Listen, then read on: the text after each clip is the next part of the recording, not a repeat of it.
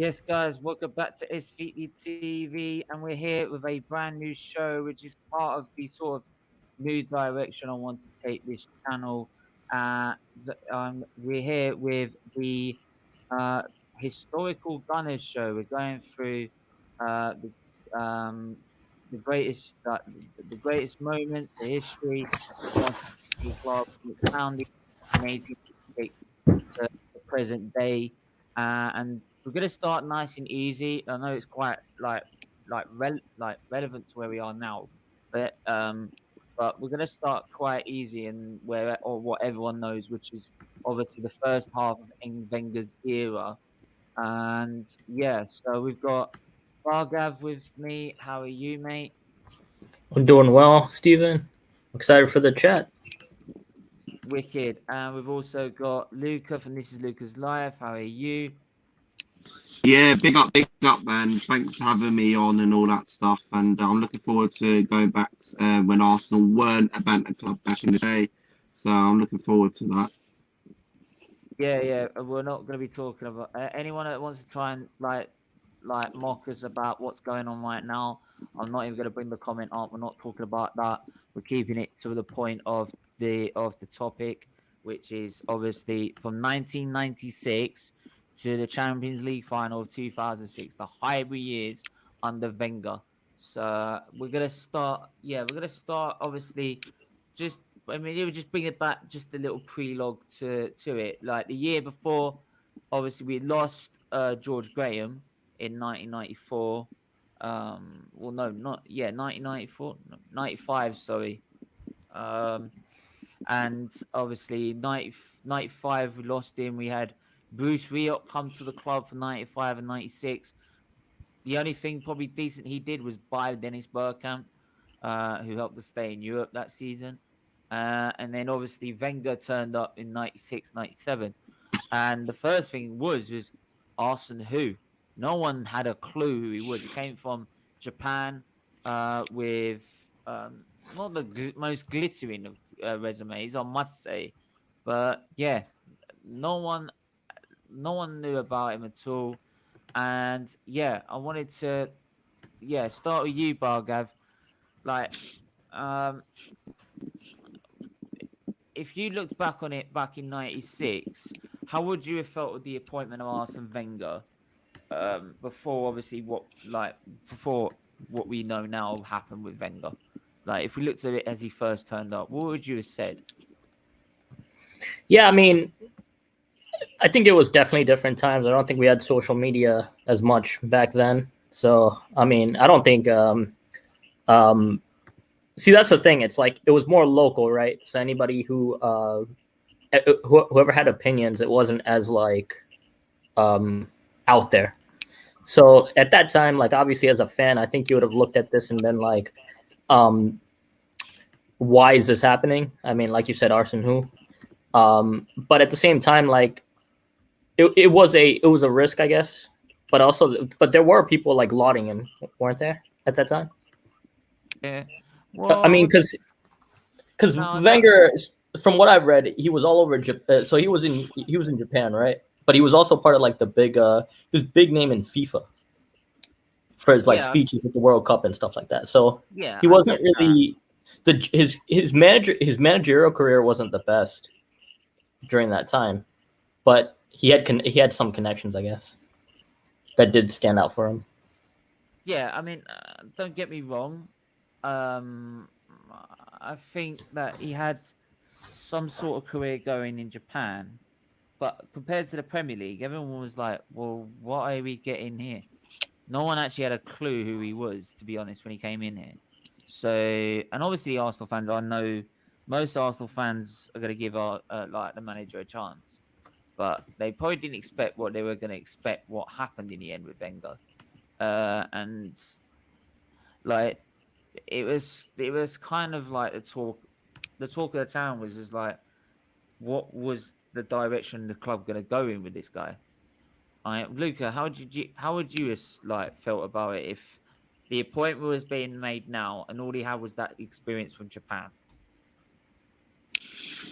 To be honest, back then I didn't really like football, but what I've been hearing is nobody never knew who Arsene Wenger was at the time when Arsenal were good back then, and like what he'd done at Arsenal Football Club was absolutely amazing. And like he created his own 11, he created his own team, he bought some good players for us. Nobody never knew who Thierry Henry was, Bobby Van Persie, and all that. And don't forget, we bought players like that back in the day for less than £1 million, and Anelka, Pires, Bergkamp, Vieira, all them lot back in the day. And when George Graham left, yes, George Graham took us to like very, very good title days and all that stuff. And as an Arsenal fan, I've never seen Arsenal win a league title, but I've obviously watched clips of it and gone back and look at it.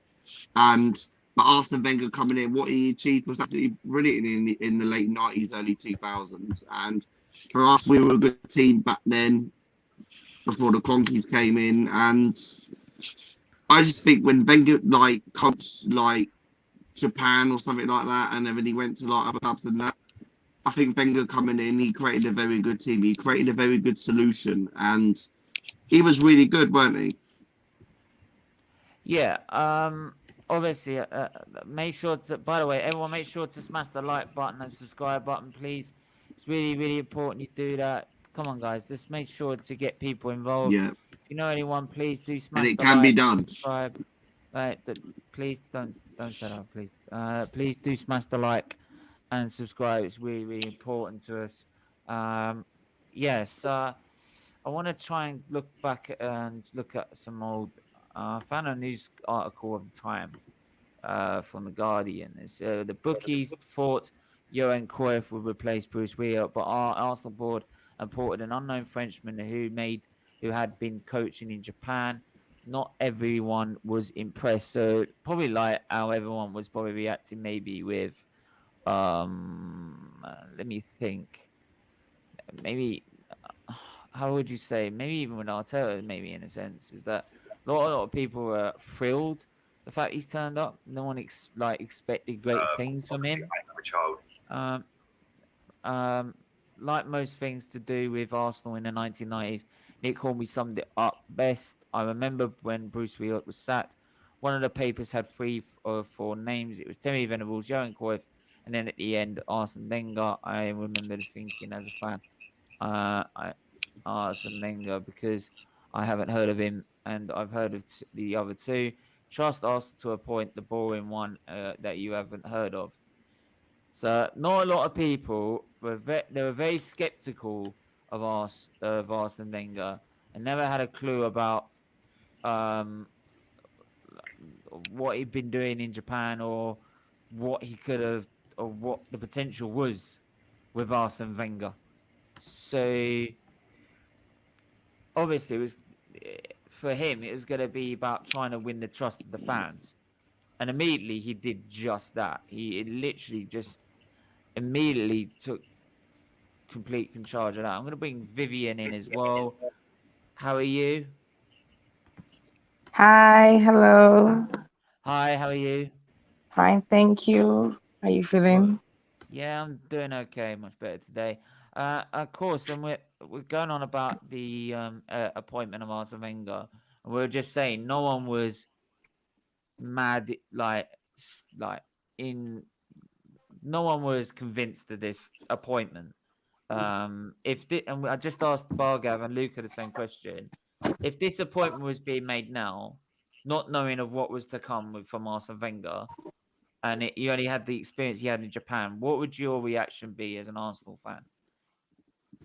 Well, seeing as impatient as Arsenal fans, I'm guessing we probably would have been really impatient because before Wenger came to the Premier League, he had no pedigree at all. He was virtually unknown. Yeah, so if the appointment was now, I'm pretty sure I'm very impatient. I probably would have been like, who's this? Where is it from? So yeah, if this appointment was made now, a lot of people would have asked the same question, like, where is he coming from? What are his past results?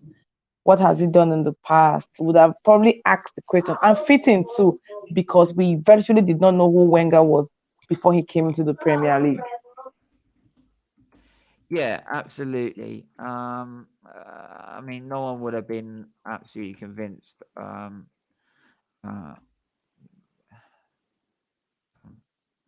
Sorry, just got to type this in. Sorry, my bad. Yeah, so yeah, like I said, no one would have been very convinced of this signing, and it would have been how patient are Arsenal fans going to be, or is it going to be a complete car crash?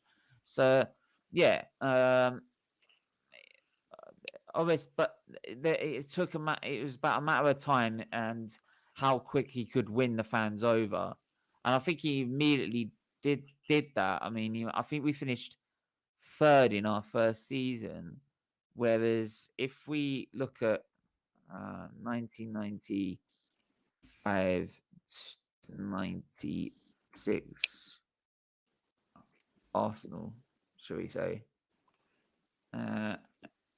Obviously under, I think it was under Bruce Weock that year, we finished, I believe, where did we finish in the league? We finished fifth, so we're just in the UEFA Cup qualifying rounds, which is now obviously the Europa League, and yeah, so we managed to just finish in fifth, so we got Champions League football for another season. So quite lucky in that sense. And obviously Bruce Weock replacing George Graham for that year, and then obviously the next season, if we look on to next season, was obviously the first season under Wenger. Certain players were out already, which was Dickoff, McGoldrick, Hiller, Hartson, Lingham, Morrow. I think Lukic came in. Patrick Vieira immediately was bought by Arsene Wenger, 3.5 million. Nicholas Anelka was bought in as well as a teenager. Lukic was brought in as a great goalkeeper and guard, and just Salison as well, just as other transfers. And immediately we started playing so much better football. And I think the main thing, I think, hang on, Wan-Bissaka's been sent off. Wow. Whoa. I've got to see this. Oh, United. Okay, that's true. United has a game tonight. Whoa. Yeah. Make sure to smash the like and subscribe. Cristiano Ronaldo. This is what not being in the Premier Champions League. Wait. Cristiano Ronaldo has scored the first goal for Manchester United, but our Wan-Bissaka has been sent off for Man United against Young Boys. We'll keep you updated as that game develops, but that could be a serious blow for Manchester United. And looks like Sanchez. I hope they lose. Yes, it looks like Dalot's come on for Sancho, so Sancho's been sacrificed in a sense. So yeah, that's a real pain. I'm just gonna put that on silent with you more. Just go through the rest of it. But anyway, back to what we were talking about just there. And obviously, immediately we finished, I think, third in that season, didn't we? In 96, 97. So, yeah. Wenger's first season, he finished third. So we got UEFA Cup next round. Third. UEFA qualified into the third round. Obviously, Newcastle finished in second behind Man United. And immediately that impressed the fans. We've got ourselves 2 places higher, decent signings into the squad. I think our first season, our top 11 was Seaman, Adams, Bold, Keown, Winterburn, Dixon, Merson, Vieira, Platt, Wright, Hartson is like a 3-5-2. So immediately, but I guess the biggest thing like Wenger was like known for was just changing the culture at the time. He came in and just changed the culture completely, banned the drinking. I think was it Tony Adams who pretty much like named him as a big influencer of why he stopped drinking. It's either Tony Adams or Paul Merson who said like the other thing was like also the nutrition aspect, the training aspect, everything was like just changed after that point when Wenger took over. So that's the stuff that he does get credit for. Yeah. I'm just gonna put something in our in the chat right now is, was Arsene Wenger Arsenal's greatest greatest ever manager? And I'd love everyone to try and answer that, even if you're a rival or an Arsenal fan. Just answer that for me. Do you feel that was Arsenal's greatest ever manager? Do you think Herbert Chapman was better, or George Graham himself, the one he undoubtedly replaced? Make sure to keep smashing that like button. Make sure to smash that subscribe button. Please do share the stream if you can. It really is important you do so. So yeah, I'd love you to answer that right now. As I've put that in the chat, and yeah, I'd love, yeah. So Wan-Bissaka sent off for United, so that's done. So yeah, we moved on to obviously the next season, and if we move on to the next season, if we're looking at it, 97, 98, our first double, second as a club, but the first under Wenger, and that season was the first season like if obviously he made an impression in the first season. The second season we couldn't quite believe he managed to win the title against a Man United side that obviously in the season after went on to win the treble. So it was not exactly like the weakest of Man United sides. I mean in his time he bought in this season Matthew Upson from Luton, Jules Grimond at Monaco, who wasn't a bad defender, he just wasn't the greatest. Bora Morte from Sporting, Mendes, Overmars from Ajax, Said from too. Monaco. Sorry? Said's the backstage. Oh, sorry, yeah, thank you. And Alex Manninger, Christopher Ray as well. So a bunch of Arsenal talent to go with it. So yeah, say Arsenal. So we're just going through. This is where we won our first double with Wenger in his second season, and yeah, say I was also asking him to start off with, as Arsene Wenger first turned up at Arsenal.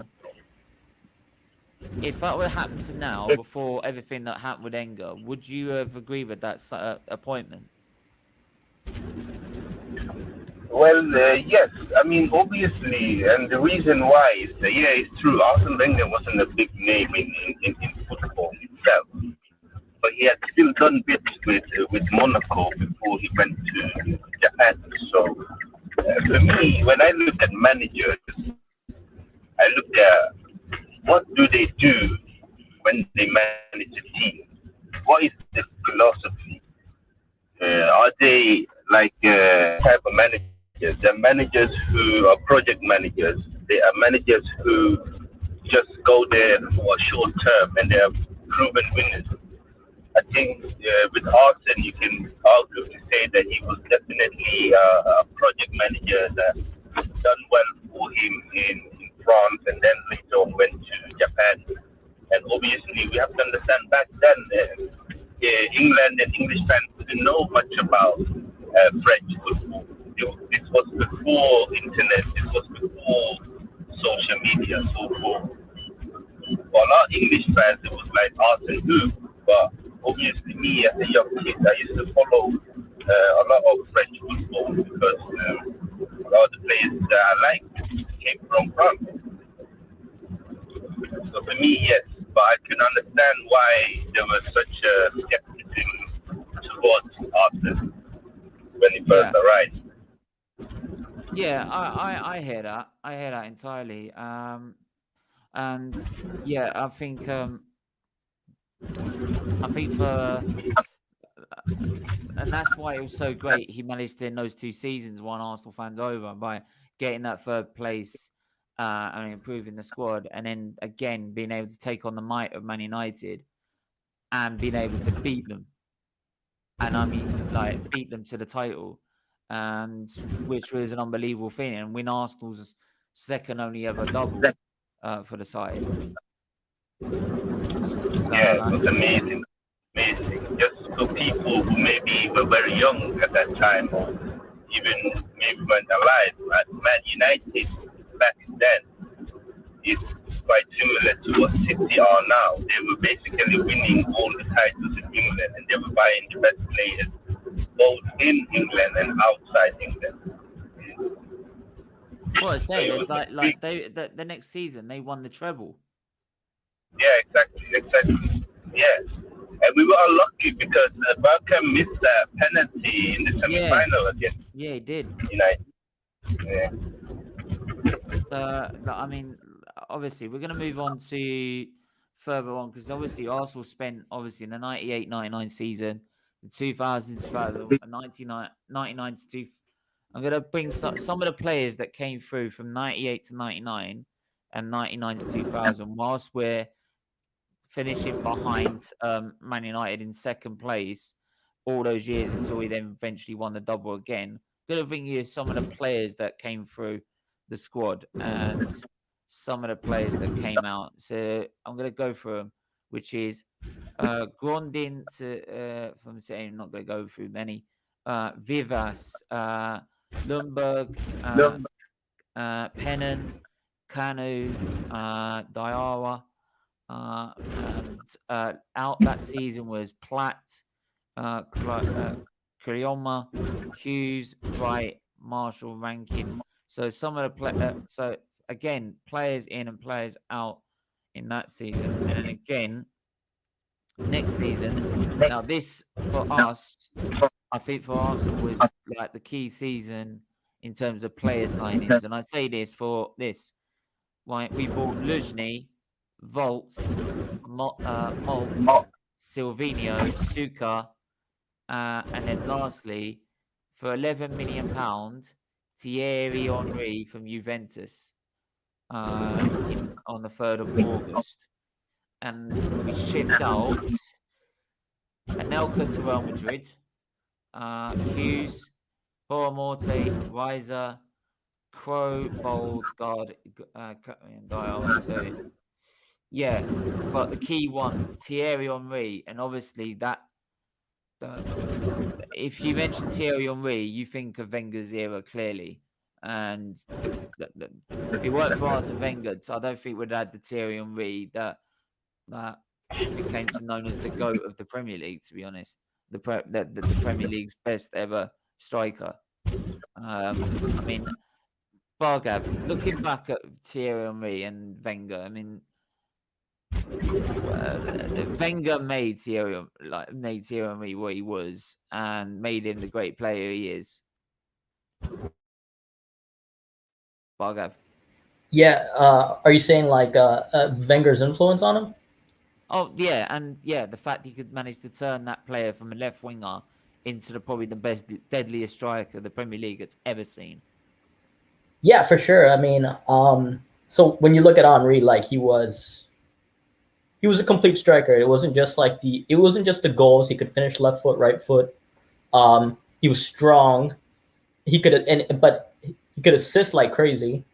So I mean, he turned him into a complete striker. And I think the training a lot of Wenger's training methods and just like the whole squad at that time also contributed to like Henry's growth.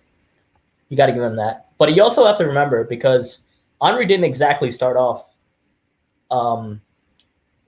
well, and you got to give Wenger credit for like helping him through that, and then he started to become a machine.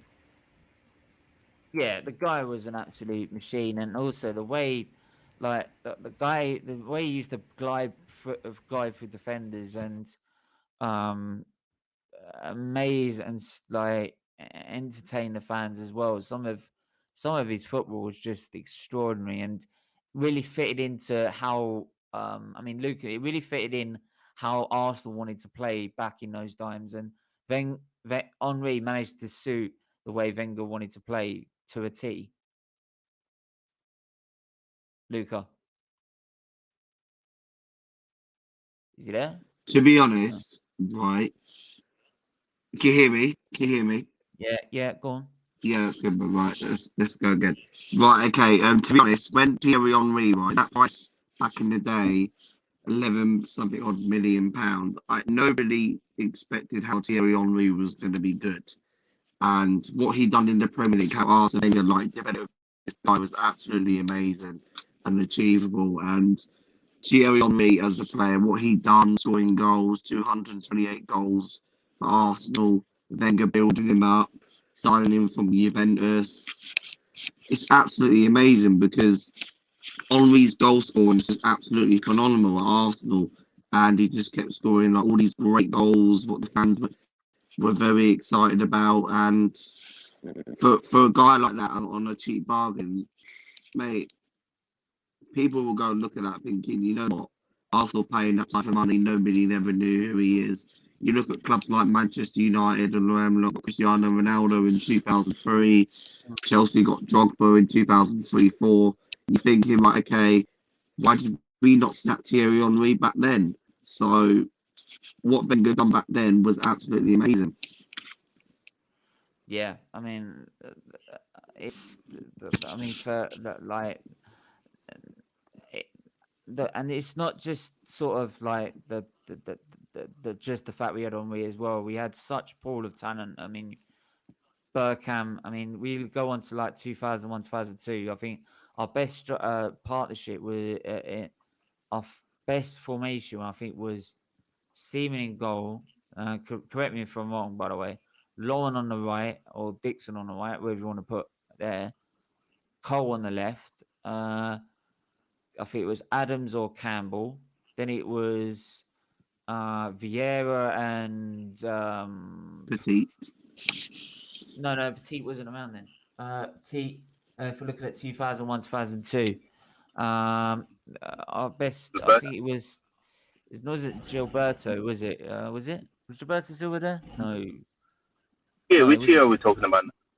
2001, 2002. Ray Let me Parlour. have a look. No, I wouldn't. No, Ray Parlour didn't usually play on the. It probably would have been Edu or someone like that. Yeah, because Gilberto Edu. came Don't the even get me started with Edu. No. Just like, let's not talk about the Edu now, please. So for me, like, it would have been. What would it? Yeah, it would have been like Vieira and Edu. Then you would have Lundberg on the right, Perez on the left, Bergkamp and Henry up front, and some of the football played during that season. And I mean, what was your favourite season out of all the seasons that you saw Wenger with his footballs up to 2006? What was your favourite season and why? And I'm going to start with Vivian. What was your favourite season from 96 to 2006 during his reign, and why? Obviously, it was the season we went unbeaten. Obviously, for obvious reasons. I like that was my favorite season because Wenger said he was going to do it, and then he went ahead to do it. That was One question for you though was that if you picked that season and you would happily say if it meant you won the Champions League, would you have happily lost the game in that season in the Premier League? If it meant you won the Champions League, the one thing that we couldn't win. Yeah, looking back And that now, we should I have won would that. totally pick winning the Champions League over going an entire season unbeaten because I think that's Wenger's biggest regret that he was never able to win a European trophy. And I think I would gladly pick a European Cup over going an entire season unbeaten. Though it feels good when you look back, you watch the games, you see the emotions on the players' faces. It feels good, but I looking back now, I would totally pick winning the trophy, the Champions League trophy over going an entire season unbeaten. But that still remains my best season, without doubt. Yeah, definitely. Would you say, Luca, what was your best season and why? To be honest, you've got to say probably the Invincible season because in my recent time, you've got to say the Invincible season because what Arsene Wenger achieved under there, no one expected. People still say it today, Invincibles. But I think it was a really good achievement, and to go 49 game unbeaten run is amazing. It's amazing what Wenger did. No one couldn't do that. Liverpool tried to do it a couple of seasons ago when they tried to win the league, but they bottled it. But I think it's amazing. I think it's absolutely amazing. Like how Arsene Wenger created a team in the early 2000s. He thought to himself, like, no one expected that season to go unbeaten, and he achieved it, mate. 38 games unbeaten, drawn 12. So it was really good. To be fair, mate, the thing, there's a comparison is that Chelsea have spent £128 million that season. I remember them putting it up when I was a kid about when we were playing Chelsea in an FA Cup game. They spent £128 million on players in their first season with Abramovich. We had spent only about, I think it was, I'm going to actually fast forward it, exactly how much we spent that season. I'm going to just fast forward it a bit. And in 03-04, we spent that season transfers in was an undisclosed fee. We bought Jens Lehmann for £1.5 million. Reyes halfway through the season, £10.5 million. And Robin Van Persie for £3 million in April, which meant in total we spent 15,250,000 pound that season. That's all we spent compared to Chelsea spent over 100 million more than us that season, which in today's price is like 250 million back in them days. So to be able to do that, have that competition against us and still go unbeaten, beating them 5 times. The only time they beat us was actually when they knocked us out in the Champions League. So out of the 5 games they played against us, it's incredible. But Saeed, what was your favourite season and why? So my favorite season was the 02 season when we won the double. Okay. I think we were playing amazing football. We'd gone a couple of years without winning the title, and to win, back then, winning the double, that was an unbelievable achievement. And we did it against some very good teams, especially Man United. Chelsea have just started to buy some good players. Liverpool was still a good team back then. I think what people fail to remember also when we talk about your Thierry Henry is that this was at a time when most teams had proper defenders. So if you look like your Chelsea, they had like John Terry in his peak and Carvalho. You had United, they had Vidic and Rio Ferdinand. With Liverpool, they had Sami Hyypiä and Jamie Carragher. I think Everton had like Jagielka. I think Spurs had Ledley King. I mean, you can go through almost every team and you will find proper defenders. And with all those wonderful and good defenders, Thierry Henry was just unplayable. I think from 2002 up until 2006, Henry was just unplayable, unstoppable. He was everywhere on the field. Sometimes he was down the wing, playing like a winger, dribbling past through people. Sometimes he was playing in the center midfield, putting in through balls that were fantastic and put people on one-on-one with the goalkeepers. Sometimes he was the main striker. Sometimes he was number 10. He was just unbelievable.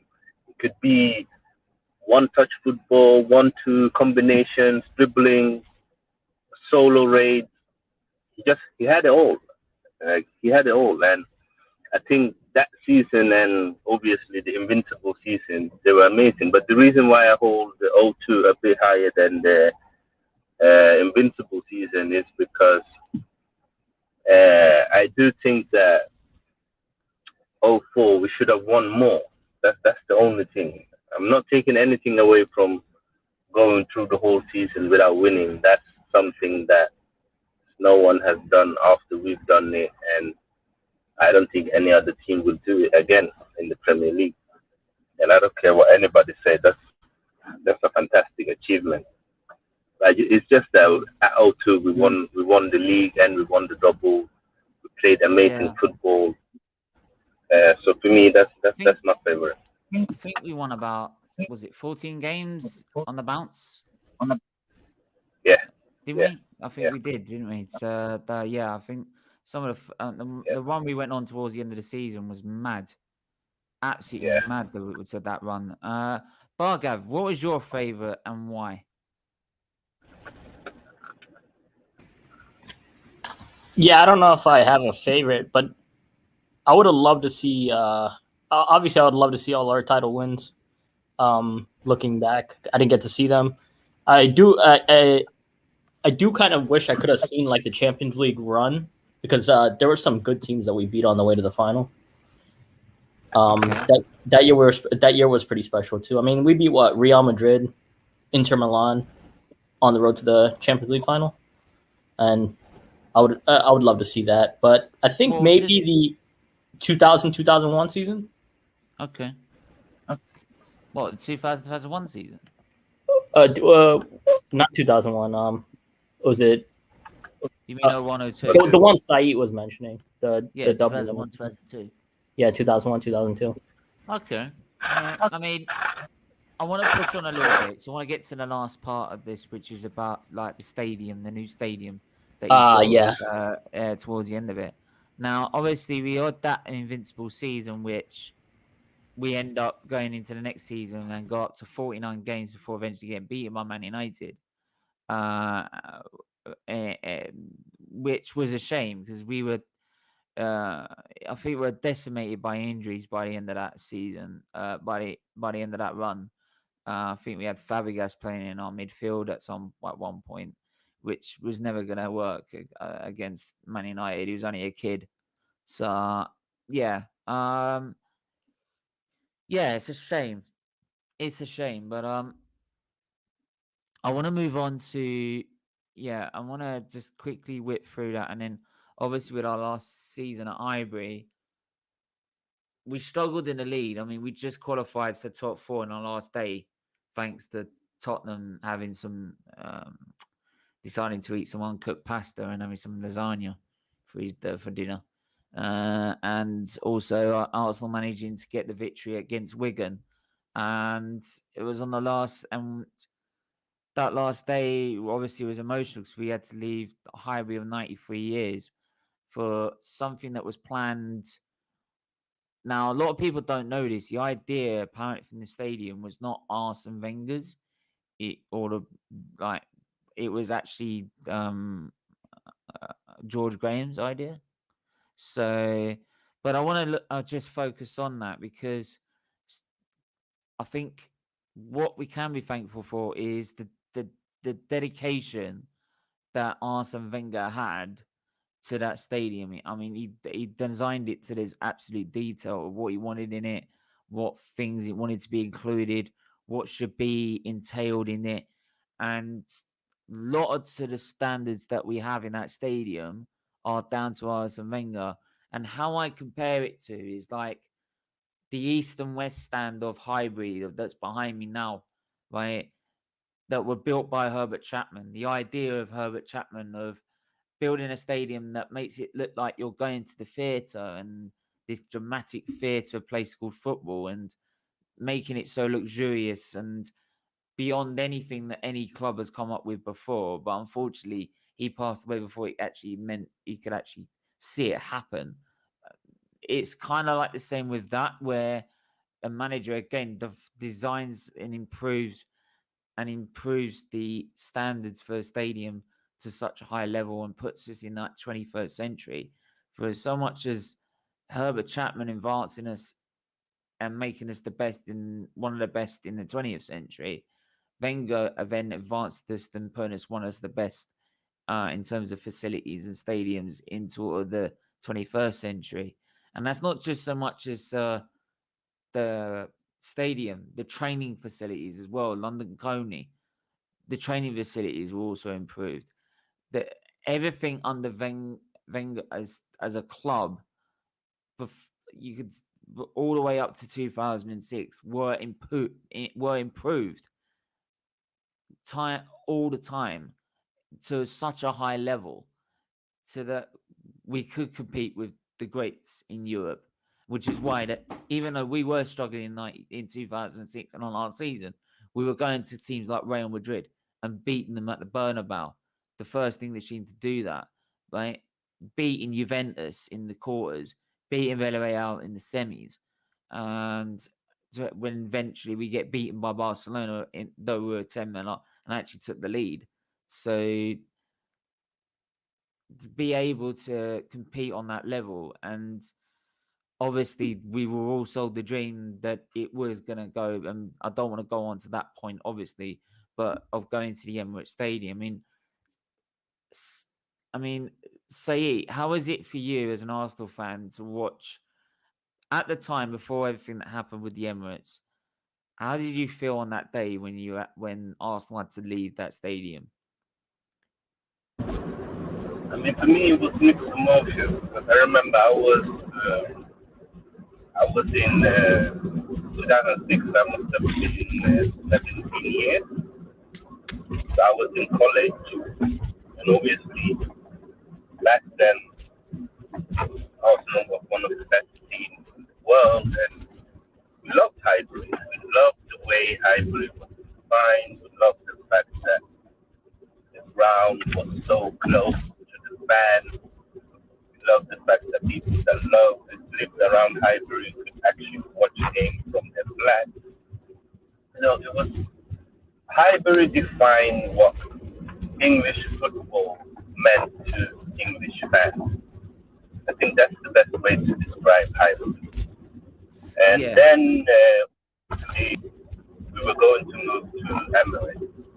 And it was exciting because we all knew that we needed a bigger stadium. And unfortunately, we wouldn't get approval to extend Highbury because of public support and etc. We had to move. And the idea of moving to Emirates, it was a good idea.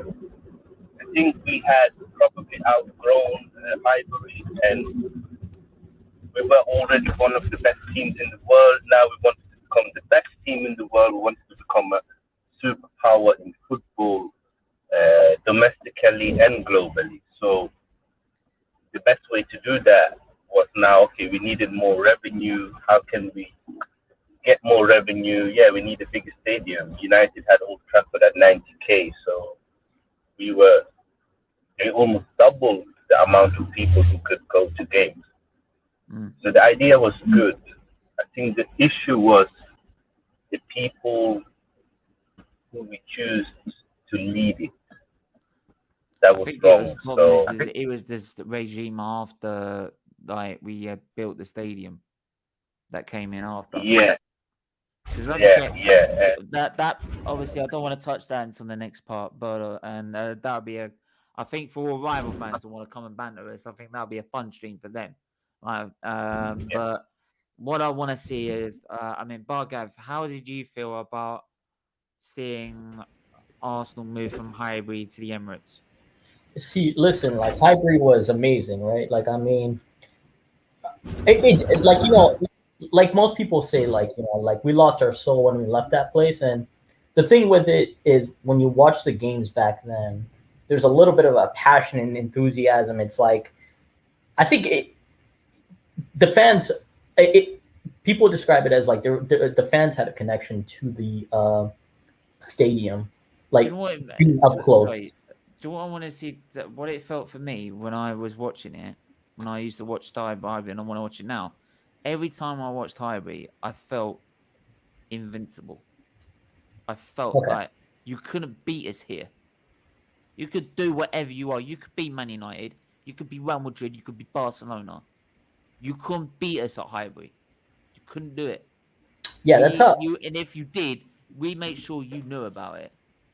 We made sure you fought for it. So I go to so the college stadium that I go to, they call it the Swamp, and basically, uh, it it puts fear into oppositions when they show up for football games, and you're not getting out of there alive. You're gonna have to crawl your way Yeah. and earn that victory, and that's so I get that, and so I get that, like I get that feeling, and that's what people used to say is like when you left Highbury, that's what happened. Now, obviously, now Highbury's now apartments, right? They built that and they made that into Yeah, apartments. the eastern the east and the west stand, you still got all the architecture, everything of that as a stadium, all the architecture on the outside, sort of the Yeah. marble hall that's also inside it. I've been seeing the inside of it as well. All of that has been kept um, uh, as uh, as part of what they wanted to keep as listed buildings. It's only the North Bank and the Clock End that have been knocked down. But at least with the East and West Stand, you could see it used to be a stadium. It you knew it was Highbury Stadium, and I But it was think like, even the Highbury, the money, the revenue that's gained, I think from Highbury as well. I think it's still counted as it's not been sold on by the club in terms of the land. So I think the anyone that I think lives there, the money goes to the club as well. huh, how I'm much? not sure about that. How much are apartments? I'm not sure, but if that's the case, I don't want to give the money to Conky. So I think there was the apartment 2019, if I'm not wrong. I could be wrong, but I think that's what I heard or read about it. Well, Yeah, because Highbury meant so much to Arsenal fans, English football in general. It was such a wonderful stadium, man. It was Highbury was everything. sorry, mate, we're struggling Hey, to hear boys. you, mate. Yeah. You right, Static? Yeah, I'm good. How are you? Is static? Bugger. Yeah, man. How are you? Yeah, I'm good. I'm good. How are you, boys? Yeah. We're just talking about obviously just ending it on how Wenger managed to like design this Emirates Stadium and the facilities and improve it to bring us to the 21st century before then moving us to the Emirates. Just going on about the fact, obviously, before the second part of Wenger's era, where it all went downhill from that point, and sort of how did you see it, Arsenal at the time before everything that obviously we can look back at it now and say it's probably the wrong thing to do, but beforehand, how did you see it when we were first like when we were saying goodbye to Highbury and moving to the Emirates? Big mistake. Biggest mistake we ever made. No. Before, no, Static. Yeah. No. I Don't joined worry late. Give me a about. break. We're not worried about the next part. We can look about that next part. That's Yeah. the next part of this Yeah. story. I'm worried about like when we first moved, like so saying there's like we've just played our last game at Wigan against Wigan. We've qualified for the top four. Now we're saying goodbye to Highbury as we then move to the Emirates. How did you feel back then? I was heartbroken, of course. It was our last game, every game at Highbury. It's like words can't just. I don't have much else. Even thinking about it still breaks my heart, man. It's just it does. I'm still emotional about it. It's just I know it just feels like it was yesterday. It still feels Feels like it was yesterday. Excitement though of what's to come from the next stadium, surely.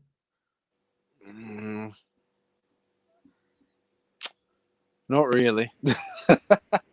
I mean, Well, that's at the time. Because at the time, no, because it was still very raw, because it was so sudden. I know it was this was building up and it was going to happen. This was being a long-term plan in the future.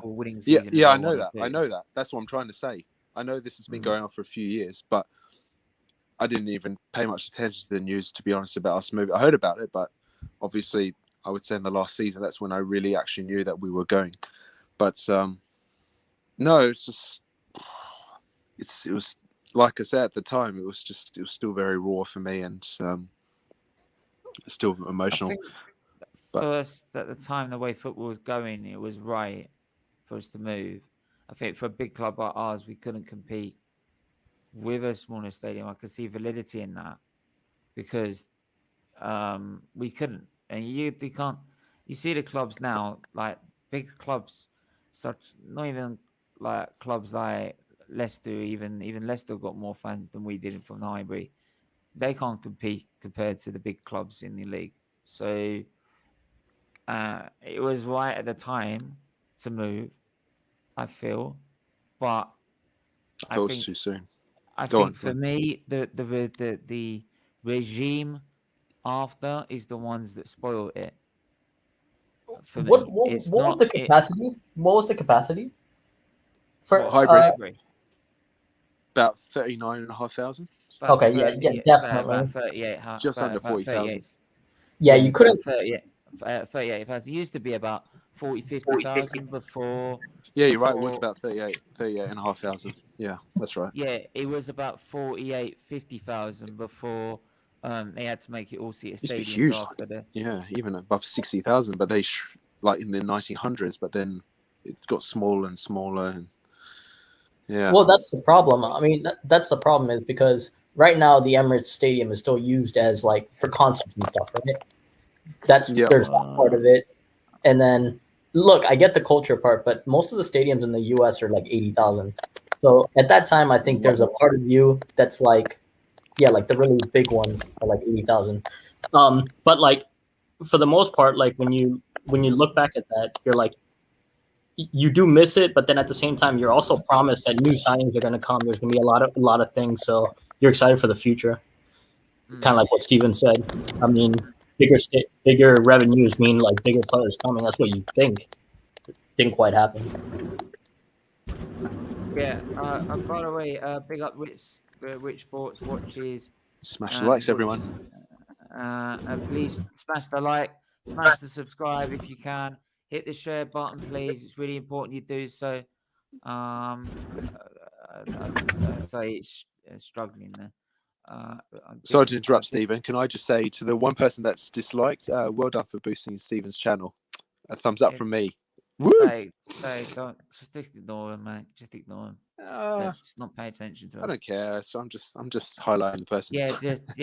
Just don't personally. They help me a channel. It makes no difference. But they might even get a freaking kick just to that. So just don't bother. Right? They're not worth it. I disagree. Well, when they do it every day, it's pretty sad to be honest. But yeah, I'm just saying. He knows who the person is. We move on. It must be even biggest come to every stream that he has. It's like wow, that's dedication. Yeah. Anyway, I think we're gonna have to wrap up because we're about to hit the hour mark again. We did a poll in the chat about was Arsene Wenger Arsenal's greatest ever manager, and I want to ask this question now to you guys. Bargav, was he or wasn't he? Say it again. Was Arsene Wenger Arsenal's greatest ever manager? To be found out in the next 3 episodes. No, I want the answer now. Nah, I for me, like I'm gonna plead. I'm gonna delay this one because I want to find out more information about. Like I want to have a deeper look at the other two. For now, I'd say yes. Yes. Static. I have to agree with everything that Bargav said, but just to humour everyone, just for the sake of this live stream, I'm going to say yes as well. Say For me, no. For me, Arsenal's greatest manager is Herbert Chapman. Wenger is second. I mean, obviously, I'm too young. I haven't watched, or I didn't grow up watching Herbert Chapman. But when you read Arsenal history, when you read about what he did and how he came up with the new system, new formation, he's basically the reason why Arsenal exists. and Oh, I makes agree. this the top. So Yeah. to me, he's the genius. He's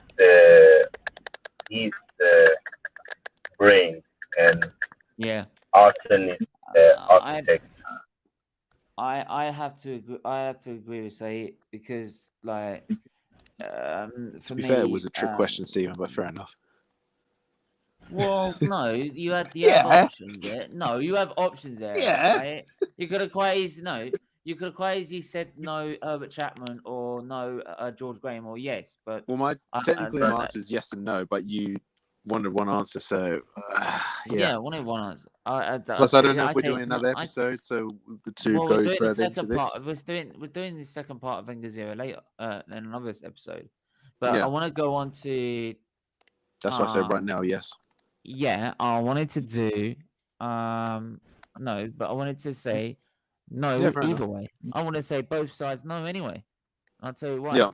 Because if it weren't for Herbert Chapman, you would have not got Bertie Mee, you would have not got George Graham, you would have not got Arsene Wenger, you would not have had these great players that we've had, you would have not got Highbury Stadium the way it was, never had the Emirates after it, we would have never been a big club. We've never been a club properly. We've been. I would have loved to see Herbert Chapman survive and go on to challenge Sir Matt Busby. That's how good he was. That's how good he was. Right? A lot of Man United fans might want to disagree, but I don't care. He's that good. So Yeah, for me, right, that would have been an epic battle. So for me, if the European competitions existed then, Herbert Chapman would have wiped the floor with them. He was that good. yeah, 100%. He was a visionary, 100%. way ahead of his time. Yeah. Way Yeah, ahead of his time. obviously what happened with him and the sickness. And that's why for me also, the issue I have with Arsene as well is that he stayed too long. Yeah, He stayed way too. That's for another episode.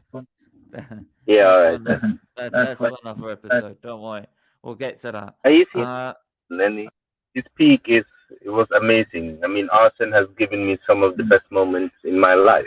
So don't think I don't rate him. I mean, when I grew up as a teenager watching Arsenal, being an Arsenal fan, having all these wonderful players, winning all these titles, it was amazing. And I owe that to him as well. Yeah. Anyway, we're gonna have to leave it there. We've got the watch along at 7:45. Right. If any of you guys are free, you're more than welcome to come on. Bug, I've done if you want to do a watch along. If you want to, Barcelona Bayern. Yeah, I don't know. I'll have to see because it's still early and I still have to get stuff done. Okay. Well, reading wise, but I'll definitely pop in. Okay. Yeah. But we're live at 7:45. 8 o'clock kickoff. Make sure to tune in, guys. Please do share the stream. Get people to watch if they've missed already. If you know any Arsenal fans that want to come on the show, please do get them in touch with me. The social links are in the description below. Make sure to get them in touch and get them involved. I'm hoping to see if I can get some big Arsenal YouTubers on as well. So until then, everyone stay safe, stay well, and we will see you guys soon. Take care. Bye-bye.